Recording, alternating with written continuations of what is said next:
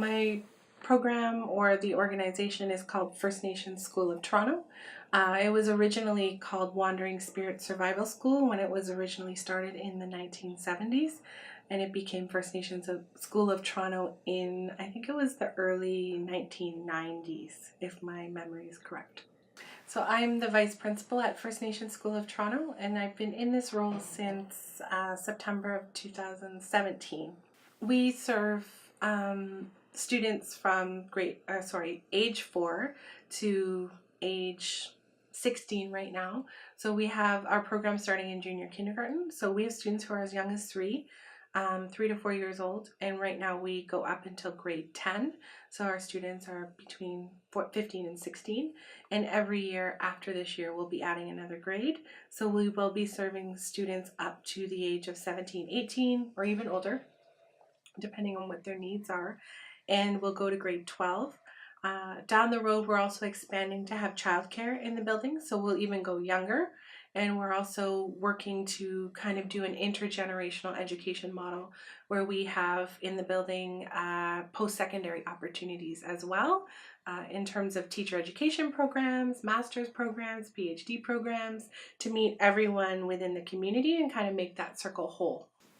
The school arose in the 1970s out of a need for cultural education to be provided for First Nations children.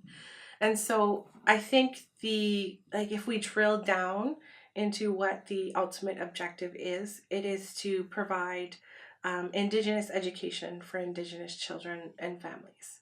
So that means providing Indigenous content, so whether it be culture, language, historical context, community gathering place, social events, in ways that are responsive to what the community needs.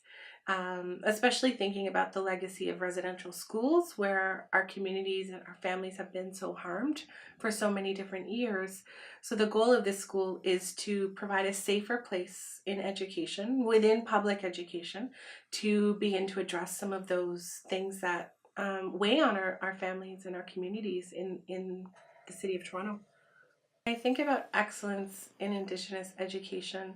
I think about going back to that overriding mission that we have. So what are we trying to do? And so when I think about excellence, I'm thinking about how are students engaging with culture? How are students engaging with language? How are they learning these things in ways that are practical to them? Are they bringing it home and teaching their families? Are they bringing their families into the school for different events that we are participating in? So is what we're doing meeting the needs of the students and of their families? And ultimately, I think when we talk about Indigenous education, we can talk about two things. We can talk about teaching about Indigenous people, or we can talk about teaching Indigenous kids what it means to be Indigenous in ways that goes back to kind of creating a place where they can be who they are, whereas in the past, school was not a place where we could be where we are. And I think that's our goal. I think success is measured in a number of different ways, because what we're trying to do is, number one, educate Indigenous children, but we're also trying to provide Indigenous focused learning, so content pieces, language pieces, but we're also trying to teach our kids how to learn, how to read, how to write, how to do math, because we're still within the Ontario curriculum and we have to deliver particular things. So I think how we evaluate the success looks different depending on what we're talking about. So if we talk about how we're evaluating the success of delivering cultural programming, language programming, we can think about, again, are the children using the language? And I've been outside with some of our kindergarten students. The student was 4 at the time, and she said to me, "Look, a Jittimo!" And she's like, "Look, a squirrel!" And she's using the Anishinaabe language that she has been learning in her language class. And so to me, that's a marker of success, because she's using it in the appropriate context. She's remembering the word, and she's using it to describe the world around her, and she's only 4.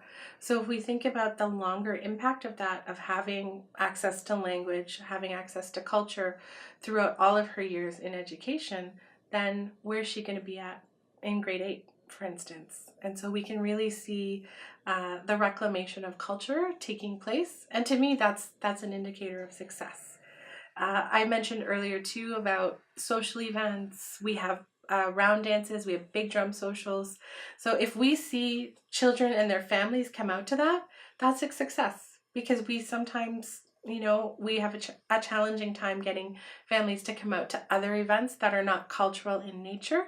But to me, if we hold those social events that, center around the big drum or hand drums or different ceremonies, and families are there, then we're doing something right because they're coming.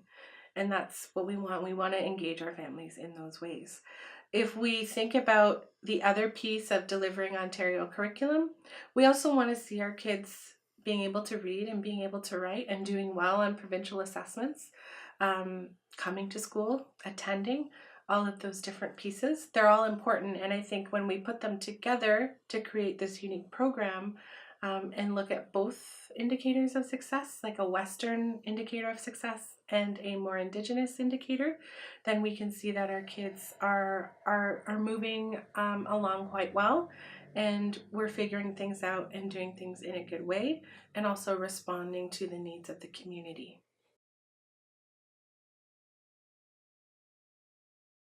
So for us here, this is something that we talk about a lot.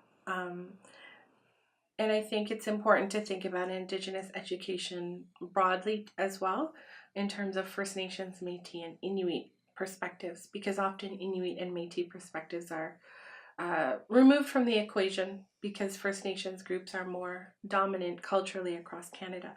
So I think inclusion of Inuit and Métis perspectives is a huge part of Indigenous education.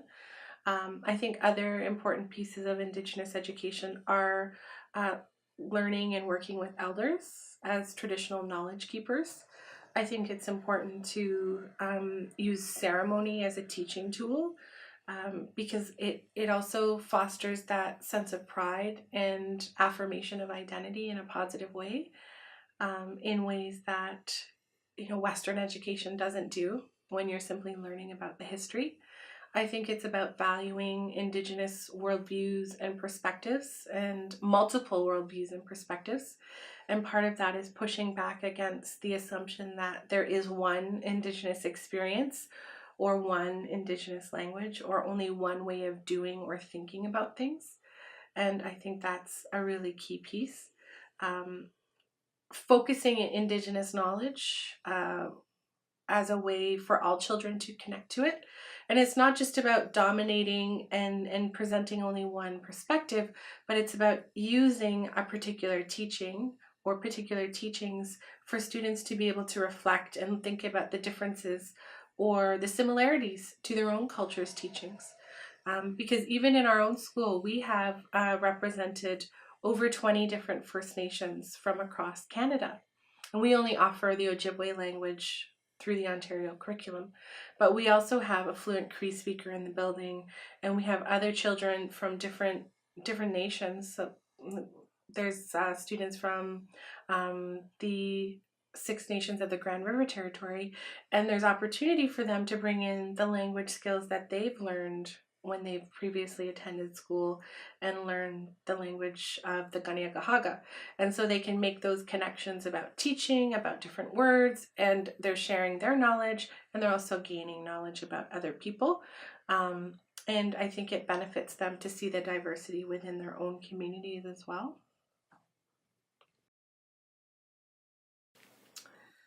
I think one of the things that is really important that we move towards is that reclamation of language. So supporting young people to become more fluent language speakers, as well as supporting people who already have language skills to become language teachers, and really working with the elders in our communities that still have those language skills so that more of us can learn the language.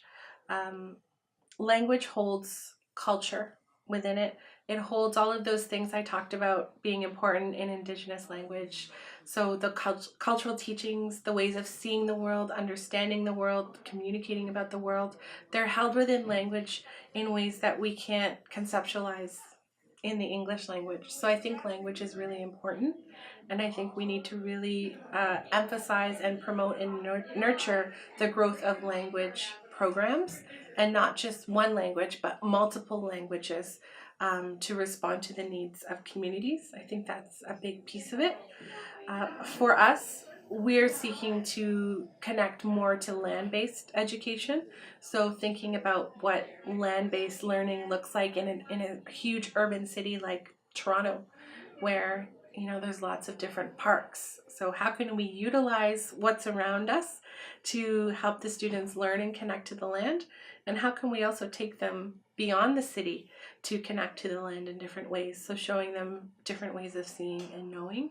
And I think part of it too is developing partnerships with other agencies who are seeking to get to the same goal of teaching and learning Indigenous culture, ceremony, language, and histories, and working together to see how we can facilitate that growth and support the shared initiatives together.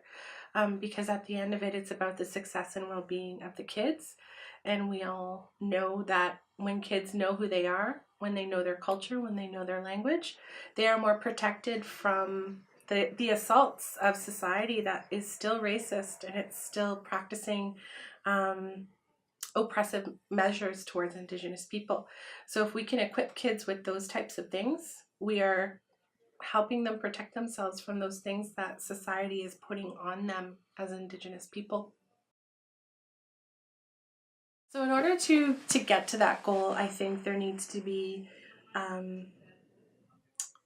more of a community connection with schools, to bring in, like I said, language speakers. So there are lots of language speakers out there. So how do we bring them into the schools? How do we work to bring in people who don't necessarily have formal teacher training, who are not certified teachers, but have language skills, and support them in sharing those language skills and nurturing the development of language in the children and youth who go to the school? I think what is also needed is more language resources, because there is limited like book resources that are available to language teachers, because there's so many dialects of different languages like Anishinaabemowin. Some of the resources that have been developed are from the Northwest, which is a different dialect than from the South.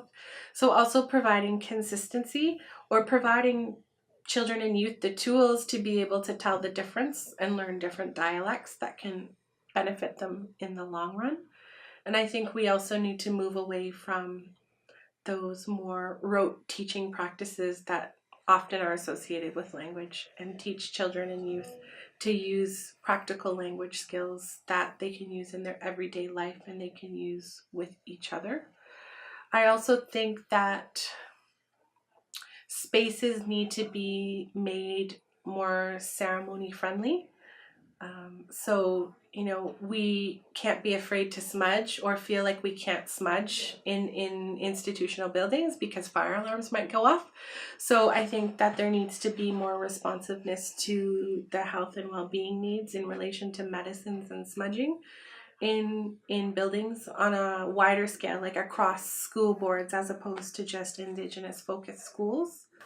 I think another piece that would be beneficial in terms of achieving these types of goals would be the opportunities for programs who are working towards the same objective being able to connect with each other.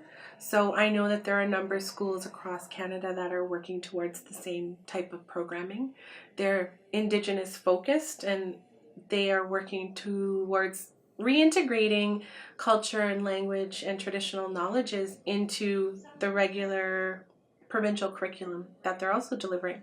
And we don't necessarily know who those people or programs are. So the opportunity to even talk and share and, troubleshoot together and brainstorm together, I think would be an amazing opportunity, because sometimes we get stuck in our own circle and feel like at a loss for how we move forward, because we've tried this, and this, and we can't think outside of that at the moment. So I think being able to connect with others who are doing this work is a really big part of moving forward and achieving those types of goals.